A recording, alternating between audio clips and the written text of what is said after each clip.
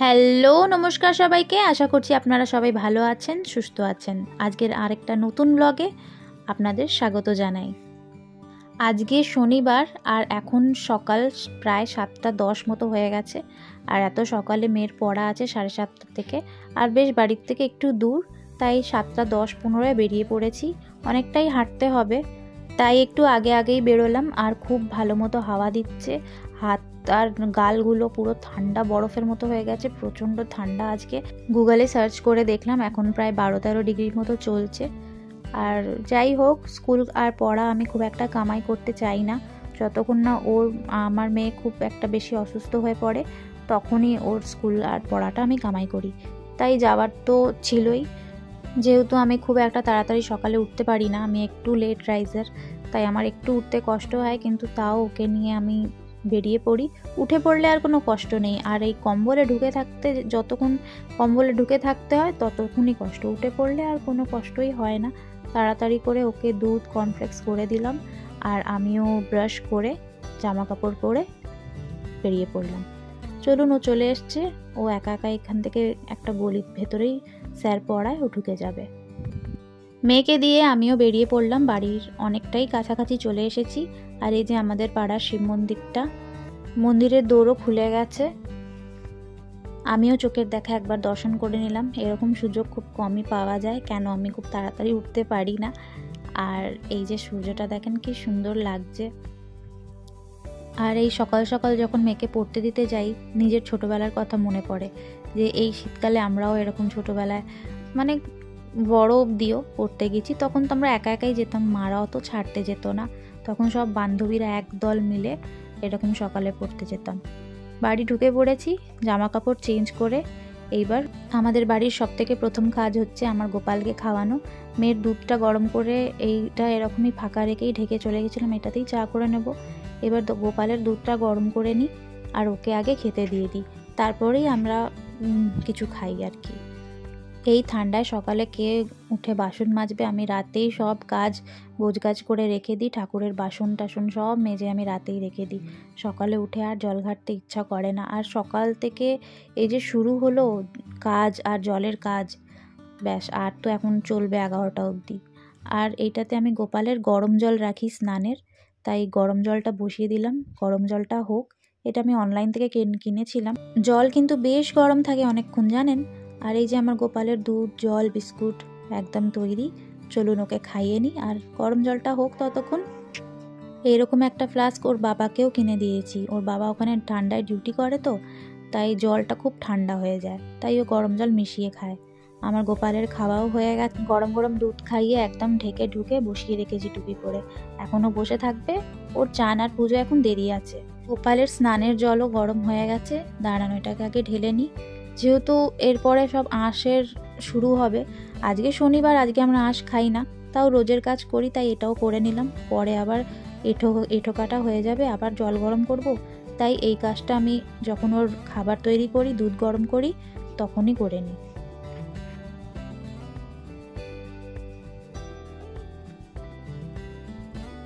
আর এই যে আমাদের ছোলা, বাদাম, কাঠবাদাম সব ভিজানো, রাতে ভিজিয়ে রেখেছিলাম।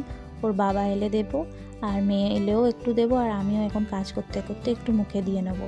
গোপালের খাওয়া তো হয়ে গেছে, আর এখানে আমার জন্য একটু গরম জল বসিয়ে দিয়েছি। গরম জলটা খালি পেটে খাবো, তারপর একটু ছোলা ওইসব খাবো, দিতে থাকবো আর কাজ করতে থাকবো আর কি। আর এখানে আমি চালটাও ভিজোতে দিয়ে দিলাম। আর ডালটা আজকে অরহর ডাল হবে, যেহেতু শনিবার, তাই একটু গরম জলে ভিজোতে দিয়েছি। গরম জলে ভিজোতে দিলে না খুব তাড়াতাড়ি সিদ্ধ হয়ে যায়, জানেন, খুব ভালোভাবে সিদ্ধ হয়।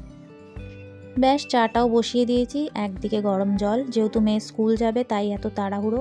রান্নাঘরের কাজ সেরে তারপরে রুমে ঢুকবো। বাসি বিছানা অমনিই পড়ে রয়েছে। ওর বাবাও চলে এসেছে, চান টান হয়ে গেছে। চলুন এবার আমরা দুজনে মিলে চা খাই। ভাত আর ডালটাও বসিয়ে দিয়েছি, চা খেতে খেতে ততক্ষণ ওইটা হোক। আর চা খেয়ে ওর বাবা মেয়েকে আনতে যাবে, এসেই আবার ওর স্কুল আছে। ডাল ভাত আর একটা ভাজাভুজি দেখি কি করি, ওইটা খেয়ে মেয়ে স্কুলে চলে যাবে। তারপরেই আমি ঘরের কাজগুলো সেরে নেবো আস্তে আস্তে আর কি। শনিবারে রান্না বেশি ঝামেলা রাখি না, ওই পোস্ত ভাপা করব আর গরম গরম বেগুনি।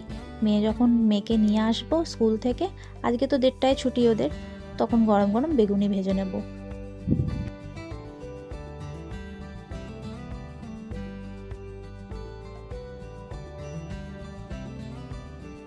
ওর বাবা মেয়েকে নিতে চলে গেল, তাই এবার আমি বাসি বিছনাটা ততক্ষণ তুলে নিই, তাহলে মেয়েটার রেডি হতে একটু সুবিধা হয়। এই রুমে রেডি আর হতে গেলে না খুব রেগে যায়, এখানে সেখানে জিনিস ফেলে চলে যায়। ততক্ষণ আমি বাসি বিছনাগুলো তুলে নিই, ওর আস্তে আস্তে আমার বাসি বিছনাটা তোলা হয়ে যাবে আর কি। ছুটি হয় 9:30, কিন্তু স্যার কখনো কখনো 9:45টাও হয়ে যায় ওর। শনিবারটা তো 1:30টায় ছুটি হয়ে যায়, তাই এসেও চান করে। আর ততক্ষণ আমি একটু গরম করে নিই খাবার দাবার, এসে ওকে চানে ঢুকিয়ে দিই। চলুন তাহলে বিছানাটা আমি ততক্ষণ গুছিয়ে নিই। হয়ে গেছে আমার বিছানায় গুছানো, মানে এই বিছানাটা পরিষ্কার হয়ে গেলে না ঘরটা খুব ভালোভাবে পরিষ্কার মনে হয়, মনেই হয় না যে ঘর নোংরা। যতক্ষণ বাসি বিছানা এরকম পড়ে থাকে মনে হয় ঘরটা পুরো নোংরাই রয়েছে। ভাতটাও হয়ে গেছে আমার, আর এখানে ডালটা আমি দিয়ে আস্তে করে চলে গেছি, ডালটাও খুব সুন্দরভাবে গলে গেছে। দাঁড়ান দেখাচ্ছি। এই যে দেখেন, গরম জলে ভিজিয়ে রাখলে খুব সুন্দরভাবে ডালটা গলে যায়। যে কোনো ডালই, আমি মুসুর ডাল, অড়হর ডাল, যে কোনো ডাল করলেই একটু ভিজিয়ে রাখি। মেয়ে খেয়ে দিয়ে স্কুল বেরিয়ে যাচ্ছে, এসে যা হুটোপাটি লাগলো, আধ ঘন্টায় মেয়েটা রেডি হলো, খেলো আর চলে গেল। আজকে আস্তে আস্তে 10টা বেজে গেছে, আর 10:35-এ স্কুলের বেল পড়ে যায়, তাই আবার এখন 10:20 মতো বাজে। 20 মিনিটে মেয়েটা রেডি হলো, যা হোক করে খেলো আর চলে গেল। চলুন তাড়াতাড়ি রান্নাটাও চাপিয়ে নিই। এখানে পোস্ত ভাপাটা চাপিয়ে দিয়েছি, হোক আস্তে আস্তে। আর এইদিকে আমার স্নানের জল চাপিয়ে দিয়েছি, আর একদিকে আমি বেগুনগুলো সুন্দর করে, বেগুনি করব তো তাই বেগুনগুলো সুন্দর করে ধুয়ে কেটে কুটে এরকম চাপা দিয়ে রেখে দিয়েছি। ওকে নিয়ে আসবো আর গরম গরম বেগুনি ভাজবো। আর বেসনটাও গুলিয়ে রেখে দিয়েছি, বেসনটা বেশ একটু গুলিয়ে রাখলে না বেগুনিগুলো খুব ভালো হয়। আগের থেকে বেসনটা তাই গুলিয়েই রাখি আমি। আর যা বাসন ছিল সকাল থেকে, চায়ের বাসন, জলখাবারের বাসন, সব কিছুই মেজে নিয়ে এক সাইডে করে দিয়েছি। আর এই যে আমার ঘর দুয়ার পুরো গুছানো, ঘর মোছা, ঘর ঝাড় দেওয়া হয়ে গেছে। এবার চলুন স্নানে যাই। স্নানটা করে তারপরে পুজোটা সেরে নেব, তারপরে যাব মেয়েকে আনতে। আর আমার স্নান পুজো সব সারা হয়ে গেছে। আর এই যে আমার গোপাল, একদম আজকে প্রচণ্ড ঠান্ডা, তাই একদম কম্বলে ওকে মুড়িয়ে রেখেছি। তাহলে চলুন এবার তাড়াতাড়ি বেরোই, 1:15 বাজে। চলুন বেরিয়ে পড়েছি, মেয়েকে এবার নিয়ে আসবো স্কুল থেকে। আর যেহেতু স্নান করেছি তো মাথাটা ভিজিয়েছি, রোদটা এত ভালো লাগছে। আমাদের তো ফ্ল্যাটে একটুও রোদ ঢোকে না, তাই আমরা রোদের জন্য মরে যাই জানেন। একটু শীতকালে একটু রোদ পাওয়াটা আমাদের খুব ভাগ্যর কথা মনে হয়। জানলার থেকে যা হোক একটু রোদটা আসে, বেশ ভালো মতোই রোদ আসে, কিন্তু এমন সময় আসে যে ওই টাইমটা আমার কাজ আর হয়ে ওঠে না। 11:30 থেকে 12:30, তখন আমার দেরি হয়ে যায় রোজ, তখন আর আমি রোদে বসতেও পারি না। আজকে রোদের বেশি তেজ নেই, কিন্তু বেশ রোদটা ভালো লাগছে। আর চুলটা তাই জন্য খুলে দিলাম, চুলটা পুরো ভেজা ছিল, যতটা শুকোক আর কি। মেয়েকে স্কুল থেকে তুলে নিয়েছি, আর এইবার বাড়ি ফিরবো। বাড়ি ফিরে এখনও কাজ বাকি আছে, মেয়েটার শরীরটা বলছে ভালো লাগছে না, দেখি বাড়ি গিয়ে কি করা যায়। ওকে হালকা করে স্নান করিয়ে দেবো, ওকে বলবো তুই স্নানে ঢুকে যা, ততক্ষণে আমি বেগুনিগুলো ভেজে নেব। বাকি সব কাজ তো আমার হয়ে গেছে, ওর স্নান করতে করতে আমার বেগুনিগুলো ভাজাও হয়ে যাবে। আর ওর বাবাও নাইট ডিউটি করে ঘুমিয়ে রয়েছে, ওর বাবাকে ডাকবো, সবাই মিলে খেয়ে দেবো একটা টানা ঘুম। কারণ আজকে আমি অনেক সকালে উঠেছি, ওই 4:30টার সময় উঠে আবার আমার কাজ আছে। ওর বাবা ডিউটি বেরোবে, তাই টিফিন করে দেয়া, বিকেলেও আবার কাজ আছে। তাহলে চলুন আজকের ব্লগটা এই পর্যন্তই। আশা করছি আজকের আমার নতুন ব্লগটা আপনাদের ভালো লেগে থাকবে। ভালো লাগলে অবশ্যই লাইক, কমেন্ট, সাবস্ক্রাইব করবেন। তাহলে আজকের মতো এইটুকুনি, টাটা।